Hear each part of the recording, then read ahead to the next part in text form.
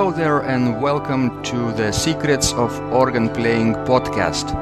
I'm your host, Vidas Pinkevicius.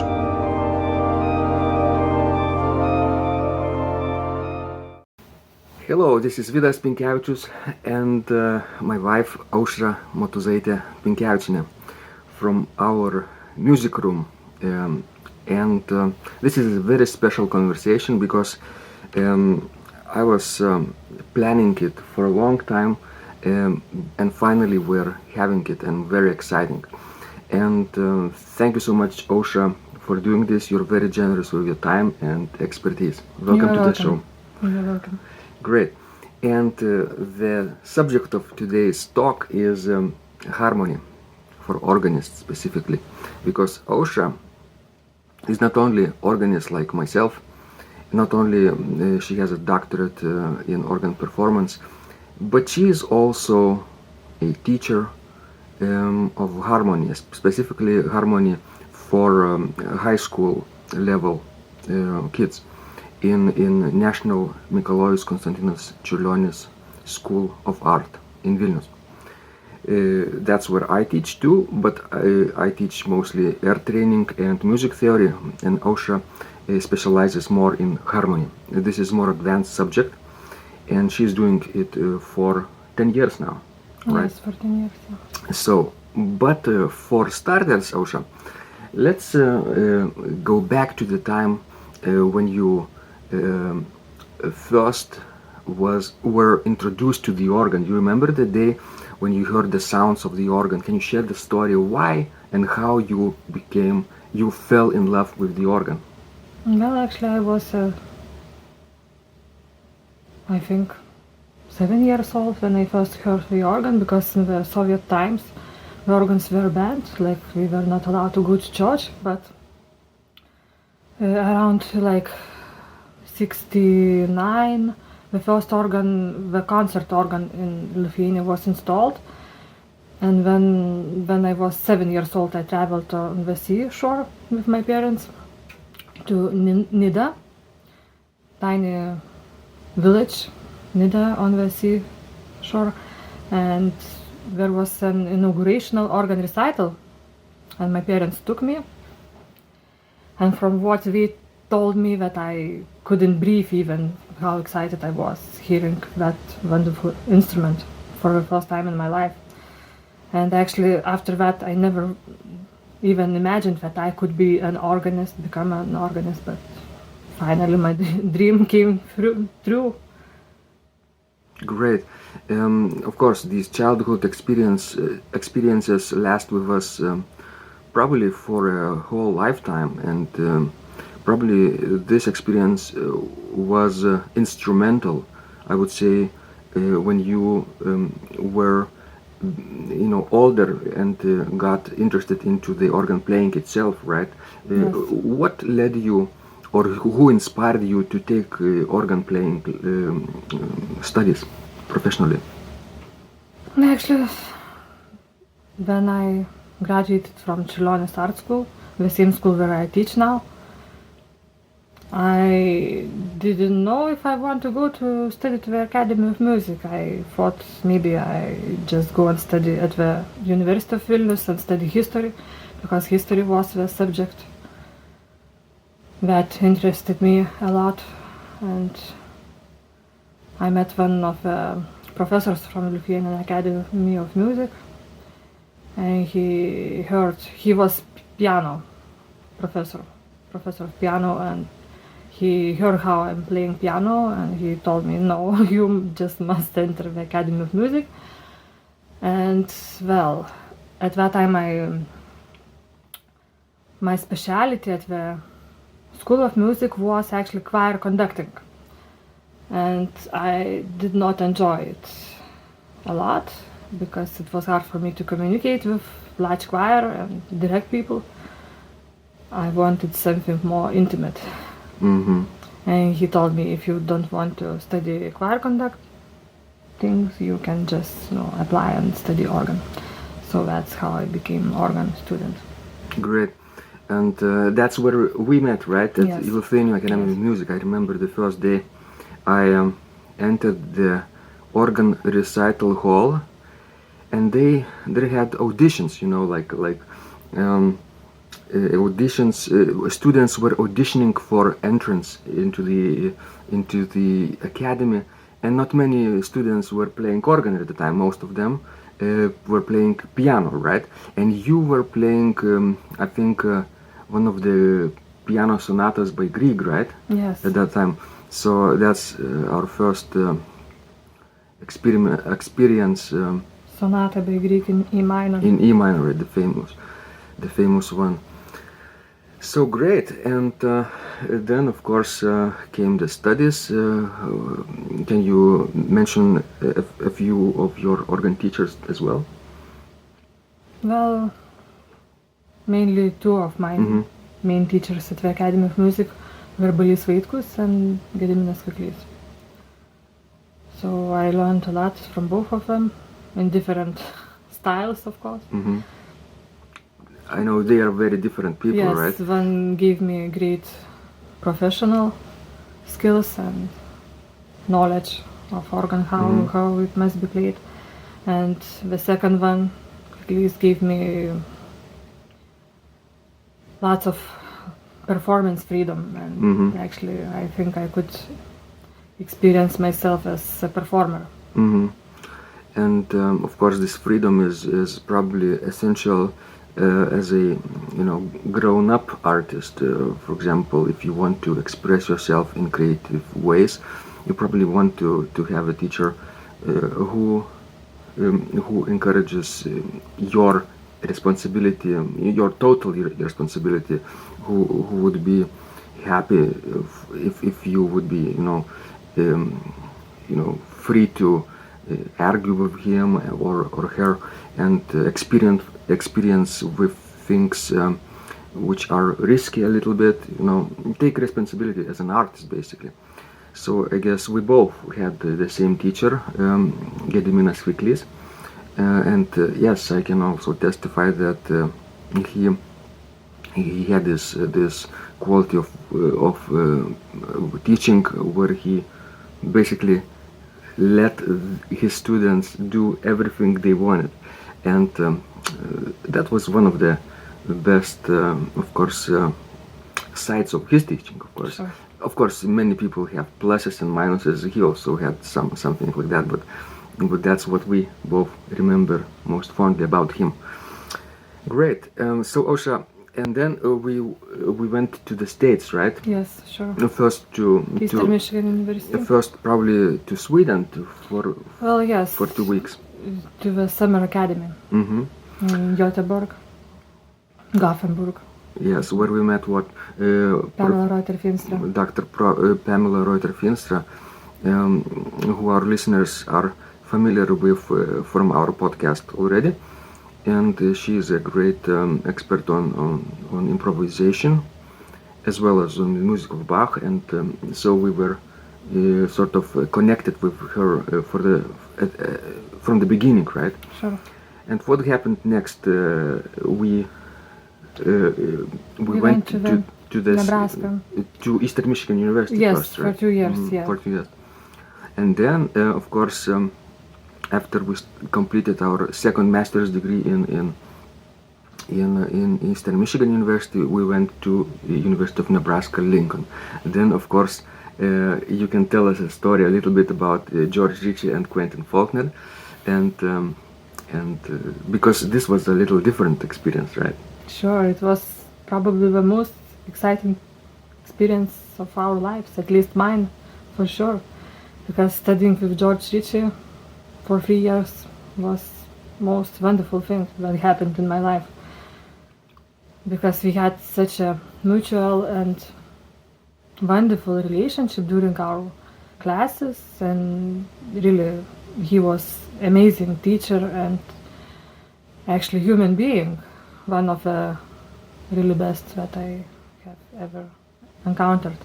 And Dr. Faulkner, of course, it was fun to study with him because I took like church music course, then hymnology course, and we took another one course with him, like 3 courses, basically all related to church music. I think that thought was like 20th century church music. Right. And he was wonderful. He has a good sense of humor. Yeah, that's right. And he, of course, we both have wonderful wives. Quentin Faulkner has also organist wife, Mary Murrell. She also has a doctorate from University of Nebraska, Lincoln. And Mary Murrell, yes, right? Mary Murrell, yes. And then George's wife, Joy, she was professor for many years at the same university and taught in the classical English department. Mm-hmm. So anyway, we're telling you this story because we wanted you to know that almost all of our former professors in Lithuania and in the United States were very significant to our development as an organist and musicians and artists in general. And probably we want to remember these studies with them very fondly, and they became lifelong friends, all of them, both from Lithuania, our colleagues, and Balys Vaitkus and Gediminas Kviklys, and also and Pamela and George and Quentin, and this is a wonderful, when we travel around the world and meet other people, they sometimes remember the days that they also met either Pamela or George or Quentin, and we get this connection with them. It's very special because we have to talk. We have lots of things in common. So for people who are listening to this, I hope you will also treasure your current and future teachers as well as much as possible, because later in life, when you go back in your memory, it's very special to remember this special relationship and be thankful for what you received in your study time, right? And actually, speaking about important people in our life, I would like to mention another one, that is Jean Bidient. Oh yeah, because he made a lot of influence on us, especially about understanding about historical organs and how to build nowadays a nice historical organ based on the historical style.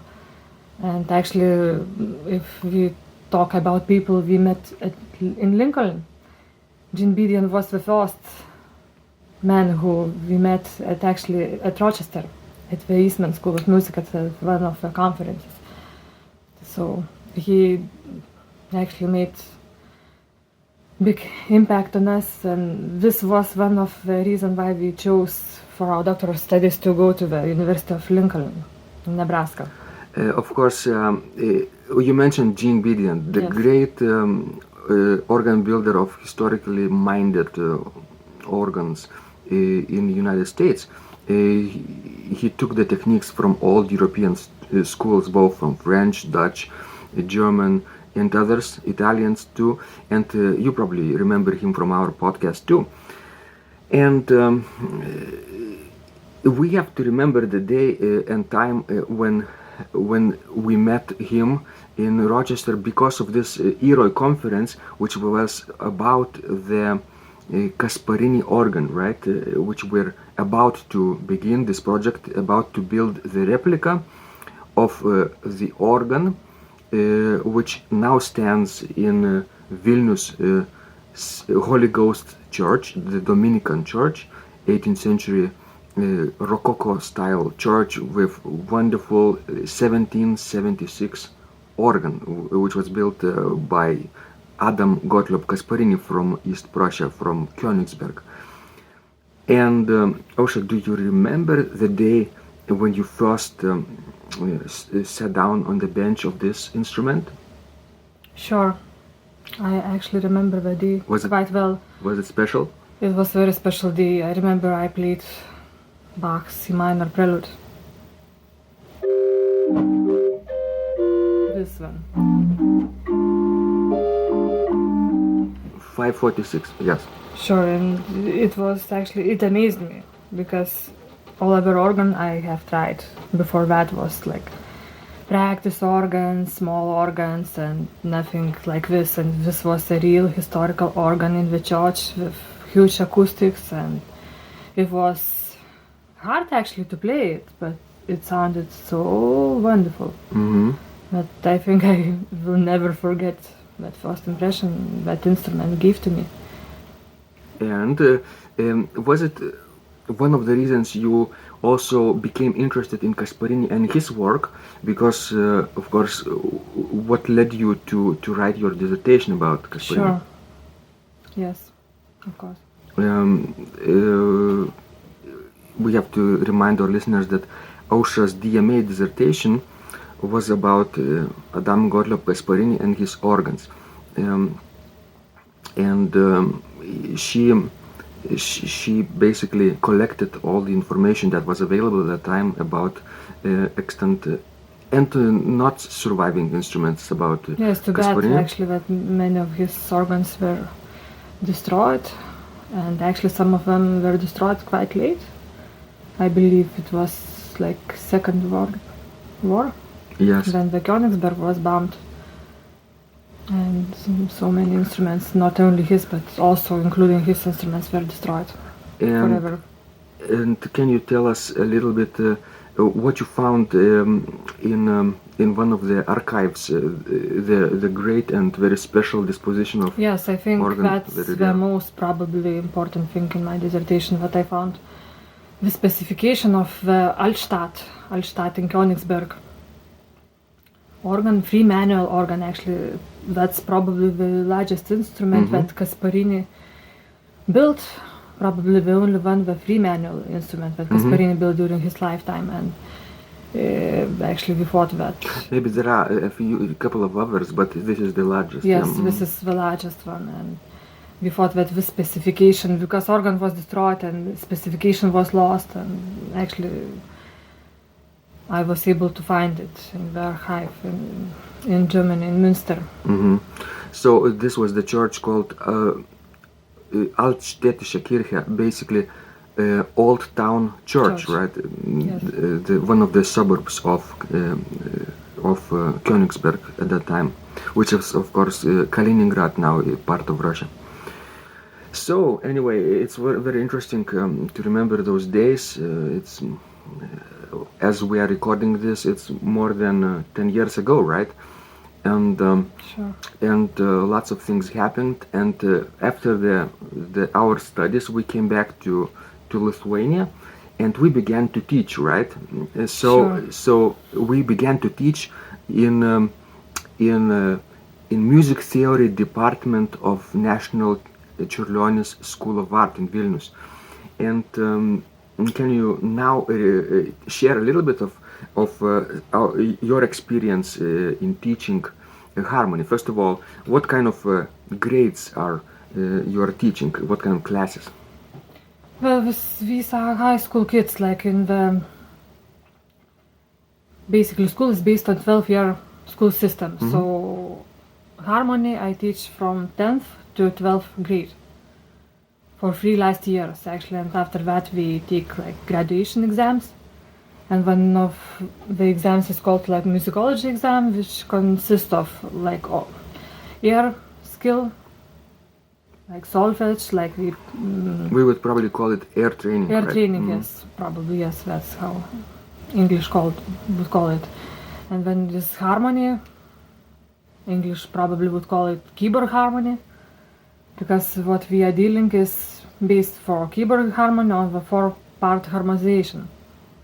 And then, of course, we take music history, Lithuanian music history and Western music history, how we call it, and of course the analysis of composition.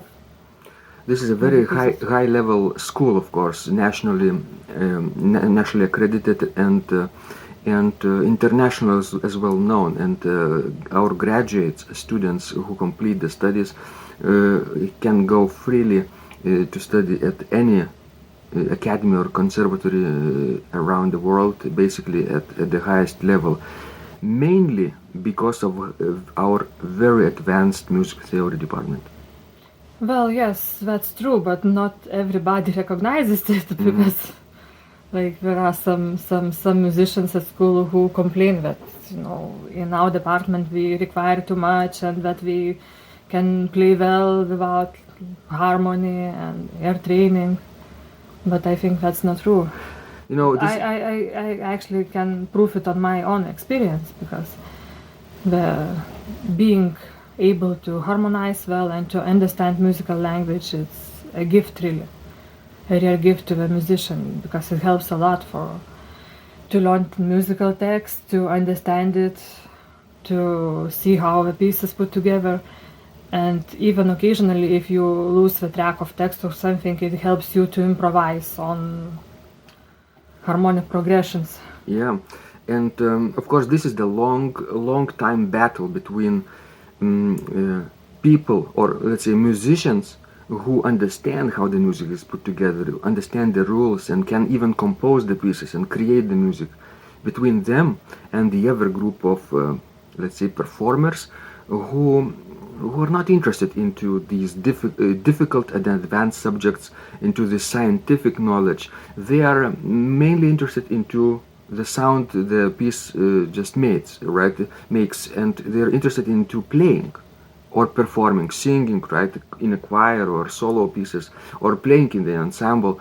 And this it's a long many hundreds of years battle between those two groups, right?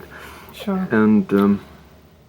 And I just think if people would get that knowledge and could use it, it would help them a lot. And I think that then we would just stop battling and start enjoying what we are doing. Well, to put it very clearly, almost nobody complains about the importance of harmony and music theory after they become proficient and become experts in this. They only complain before get the special knowledge, because before they put in hours, hundreds of hours and thousands of hours of practice, right? They complain because it's, let's face it, it's difficult, right? Well, yes. It doesn't come naturally to people. Well, for most of the people, right? To some it come. Can you remember the days when you were a student at this school, right? How was harmony personally for you? Actually, I liked it. I liked it, and my teachers still remember that I liked it, and that's probably one of the reasons why I'm teaching here, because it's not so easy to get to teach this subject at this school. But I liked it, actually, especially the playing exercises. Keyboard harmony. Keyboard harmony, yes. And let's admit a little bit. This is a little bit fault of our system, I would say, because keyboard harmony exercises, right, like this,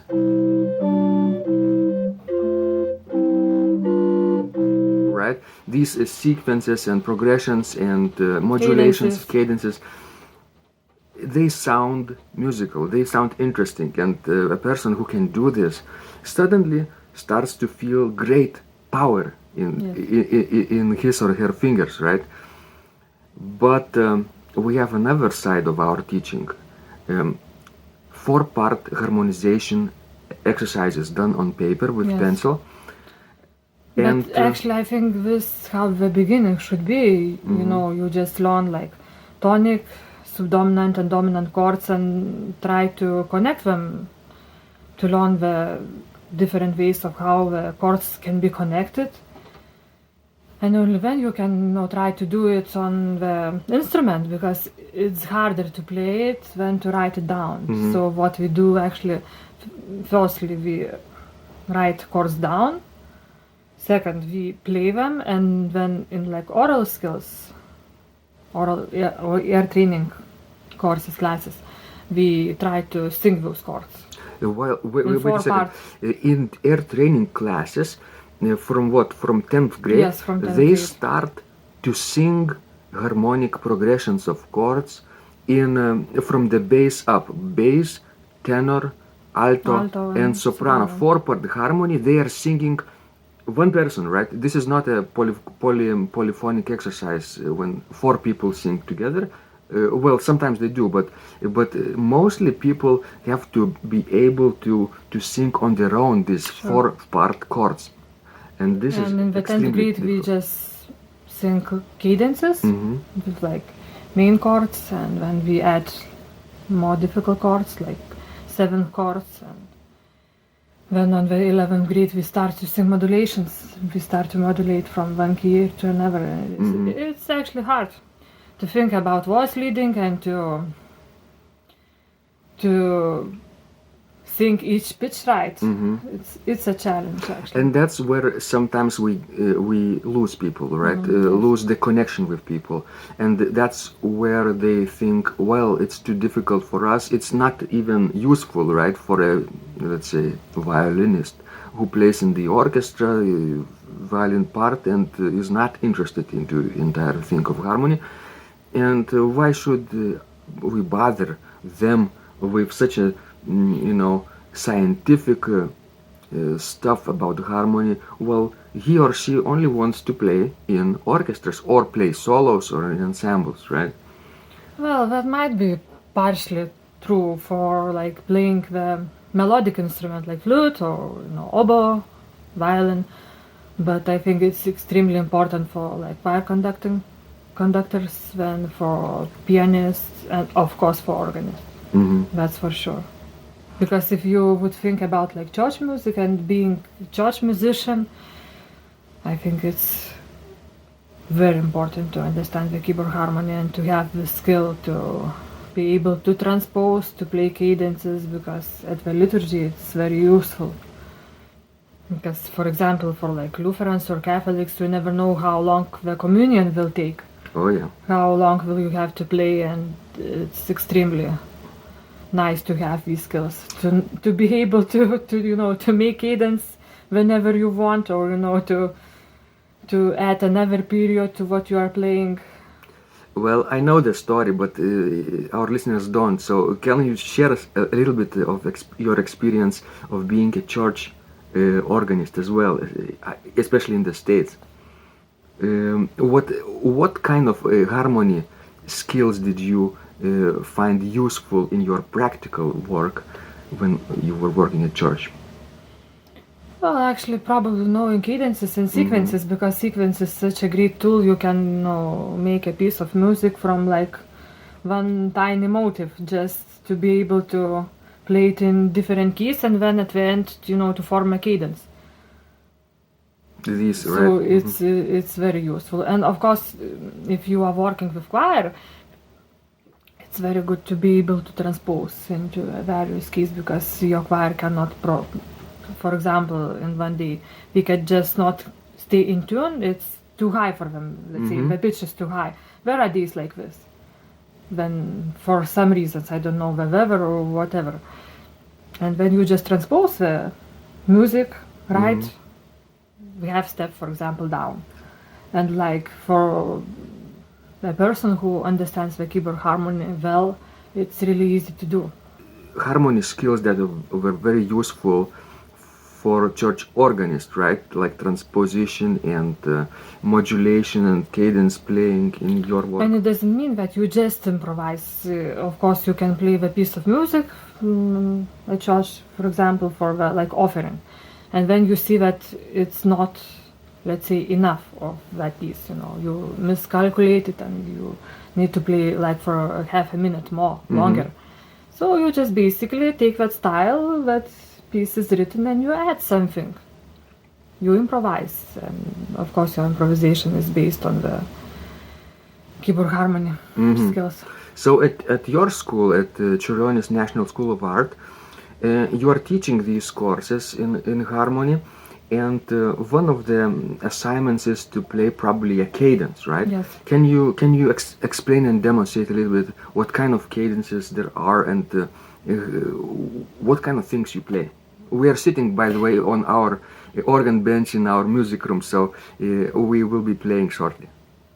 So which cadence should I play? Okay, let's pretend am I that I am your teacher and you're my student, right? For now, which is not the case, and it's actually funny. Just don't test to play something hard. Okay, just something basic. Let's say C major, right? That people would understand C major.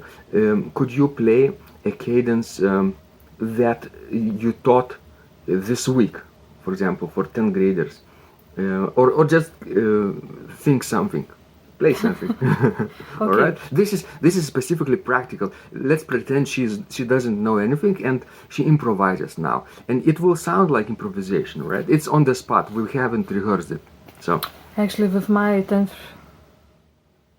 grade students, I just started to learn the first inversion of the 5th chord.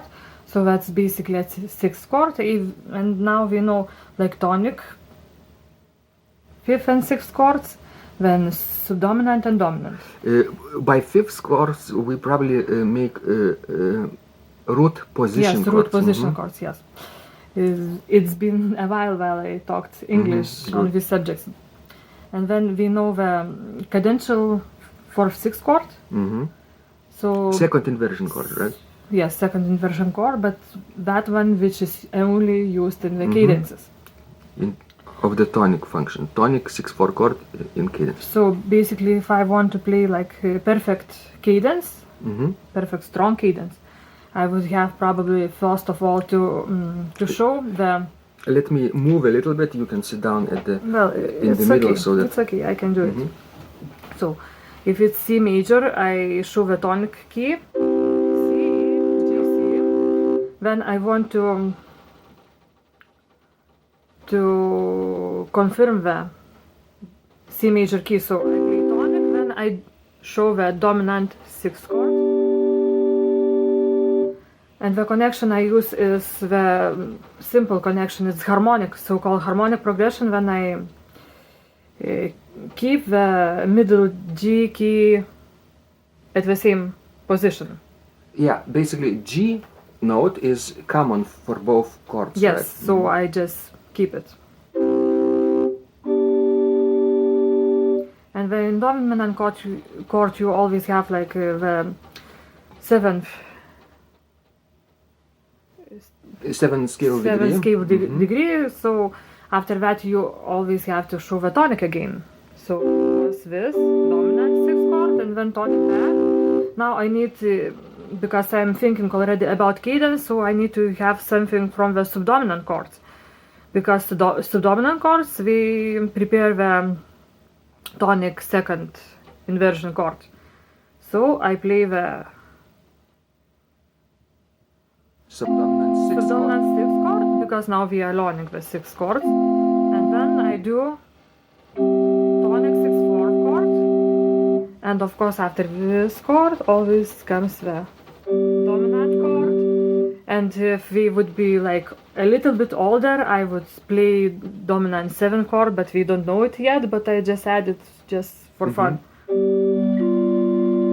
And then I play tonic,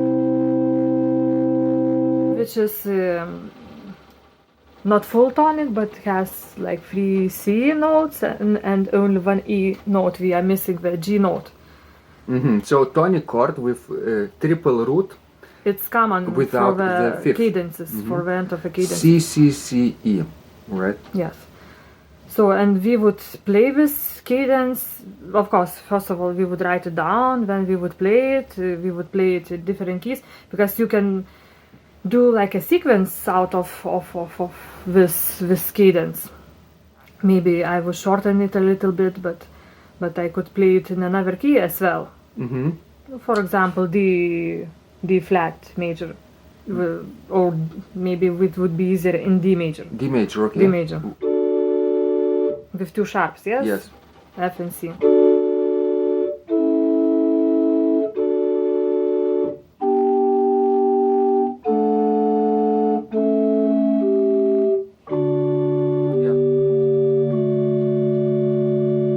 And I always add something, when I demonstrate things, I always add some extra chords, because it sounds exciting and students like it. Excellent. And this is the part that they actually enjoy, right? Playing and listening to real life excerpts of music, right? Sure, but we don't enjoy so much it playing themselves by themselves. Do you play for them as well so that they can enjoy it? Sure, or I you played just- it for them a lot. Or you just ask them to demonstrate? No, Of course, no, that no, would no. be cruel. Of course, first of all, I always play myself because there are sometimes students that think, oh no, I don't know if she could do it herself. So first of all, I always do things myself. Oh, they are No, testing just- you, right? Sure, of course. Testing like your expertise, whether they are better than a teacher or not, right? Yes. That happens for everybody probably who are just entering this new class, for example, every fall, every September, and the new kids sometimes they don't know you well, and they want to get upper hand, right? Sure. But luckily you get along with almost everybody, right? Yes. Yeah. So basically, we write things down, we harmonize like melodies, like hymn melodies, and when we play cadences, when we play 3 different kinds of sequences, and then of course from the 11th grade we play modulations, which is already a little bit harder. We modulate from one key to another key. And first of all, our modulations is based on tonic being as a common chord for both different That's a keys. great place to demonstrate, right? Can you demonstrate how to take this specific cadence that you played for us and turn it into a modulation so that you could end not in C major but in another key, all right? So let's do it one more time. Okay, but maybe not with this cadence. I maybe play something a little else. bit Okay. more sophisticated. Great.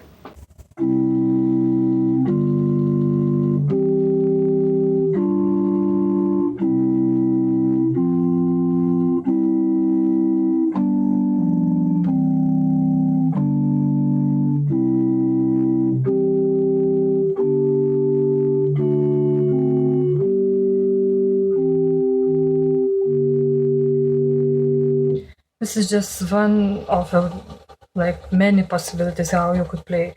You could play and use like various chords, like for example.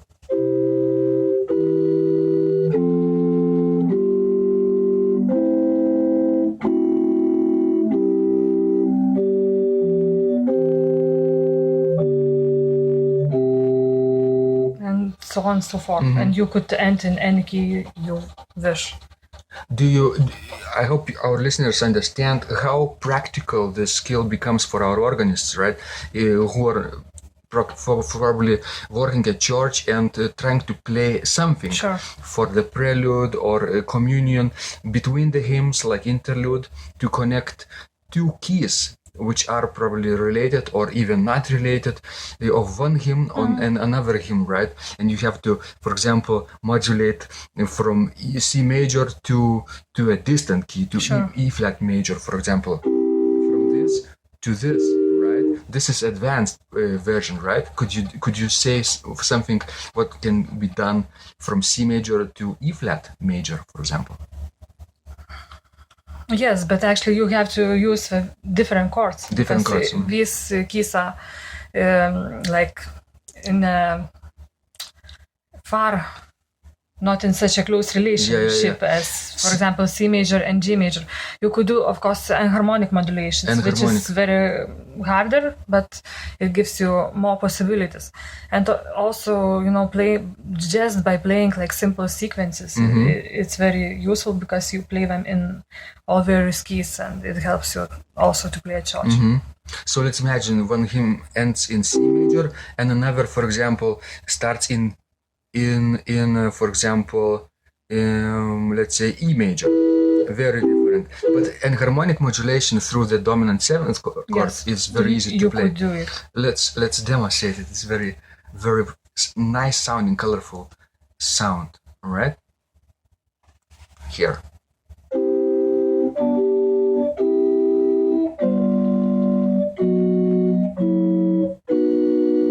We started in C major, right?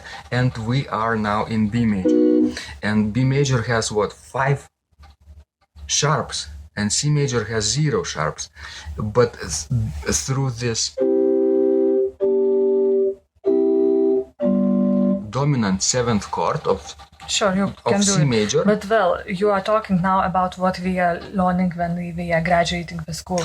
Just before graduation, this is one of the last subjects we teach at the keyboard. This harmony. is not for beginners, right? This is not for even 10th graders, and not even for 11th graders. And actually, not all the 12th grades can get it and learn it, because it's already sophisticated thing.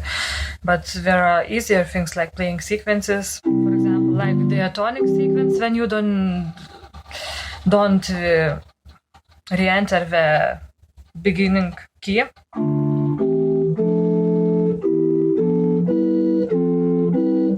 It's also very useful. You repeat the same motive over and over again in the same key, just using the keys of one key. Or you could do it like transposing sequence also.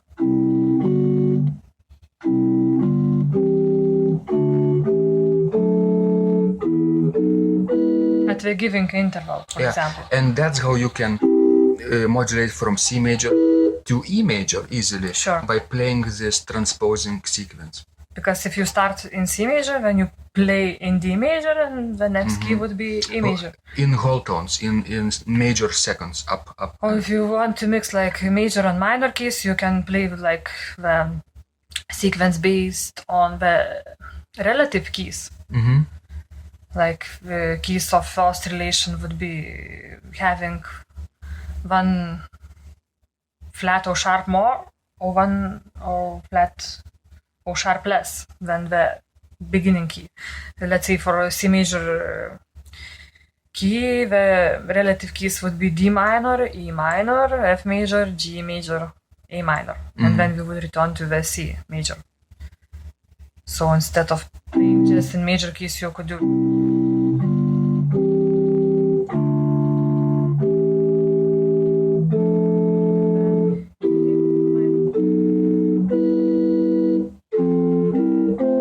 that's the endless possibilities. Yes, and of course you can change meters, change starting keys. Literally, you have thousands of possibilities to create short 8 measures or 12 or 16 measures, preludes and pieces, interludes for church specifically, which may or may not be related to the hymns itself. They would sound very colorful, very creative, but not necessarily very difficult to perform. Plus also when you play like lots of modulations and sequences, it helps you to learn texts, musical texts, especially if key, let's say, is harder, like B major, for example, or like playing Frank, for example, his chorales, when the keys change so fast, and sometimes it's even hard to understand how they are related. Actually, it really helps to having this harmonic keyboard skills. And for people who are not a church organist, for example, just organist, is it useful too? Sure. Why? Because as I told you, it's easier to learn text, for example. And if, let's say, you don't know harmony at all, maybe it will take you half a year to learn the piece of music. And if you have these skills and no harmony, it may take you, let's say, a month to learn the same piece. So it's truly useful. What happens probably when you know the harmony, the chords, the chord progressions, right, under your fingers in your head, and you look at the piece of music, difficult piece of music, let's say César Franck's, third chorale, second chorale, first chorale, anything very advanced chromatic harmony, right? And you look at it, and at first it's sort of very difficult to understand harmonic language. It sounds beautiful, we admit it, but we don't understand a thing, right? And we try to memorize positions of our fingers on the keys. That's it. Basically, physical movements. But when you have skills of like general modulations, then of harmonic modulations, then of course of major-minor system, which is, I think, very important when talking about Frank's music. So it gives you just another prospect of things. Major minor, where you can borrow from one chords mode into another mode. And right? you can, for example, borrow, if you are in C major, you can borrow the C minor chords, but you can also be in C major and you can borrow like A parallel keys chords, A minor chords. Oh, you mean that, for example, I play a piece of music in C major, but suddenly start to borrow chords which would be relative to C minor, like E flat major, F minor, right? A flat major. These really chromatic sounding chords, but they would sound quite colorful in C major as well, because they are related to C minor, you see. Even like, let's say, if you want to trick people on the deceptive cadence, if you do it simple way, you could just play. Yes, but if you could use these borrowed chords, it would sound much more unexpected, colorful, right? and much more unexpected. You finish dominant seventh with 6th scale degree, and suddenly you finish dominant seventh with lowered 6th scale degree, which is the chord from C minor, borrowed from C minor. That's how we do this, and that's how Frank often did it, right? And I think actually even such chords as Neapolitan sixes is probably goes from the same system, because it sounds same in major and in minor. This is the Neapolitan sixth chord, which belongs to C major but also to C minor.